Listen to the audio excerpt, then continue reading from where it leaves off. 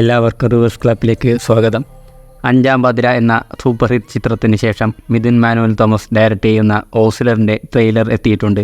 ഒരു emotional crime ത്രില്ലറാണ് ചിത്രം.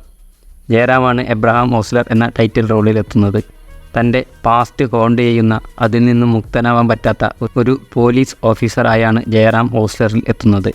അങ്ങനെ അദ്ദേഹത്തിന് അന്വേഷിക്കേണ്ടി വരുന്ന ഒരു കേസാണ് സിനിമയെ മുന്നോട്ട് കൊണ്ടുപോകുന്നത് എന്നാണ് ട്രെയിലർ നൽകുന്ന സൂചന. ഈ ഒരു ഫോർമുല ഒരുപാട് പരീക്ഷിച്ച് വിജയിച്ചതാണ്.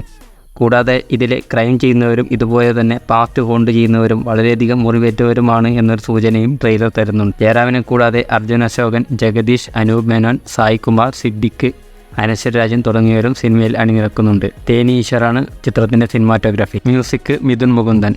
എഡിറ്റിംഗ് ഷമീർ മുഹമ്മദ്. സിനിമയിൽ മമ്മൂക്കയുടെ ഒരു എക്സ്റ്റൻഡഡ് ക്യാമിയോ റോൾ ഉണ്ടാകും എന്നൊരു വാർത്തയുണ്ടായിരുന്നു. അത് ശരിയാണെന്ന് ട്രെയിലർ കണ്ടപ്പോൾ മനസ്സിലായി. മമ്മൂക്കയുടെ മുഖം കാണിക്കുന്നില്ലെങ്കിലും വോയിസിലൂടെ ട്രെയിലറിൽ പ്രസൻസ് അറിയിച്ചിട്ടുണ്ട്.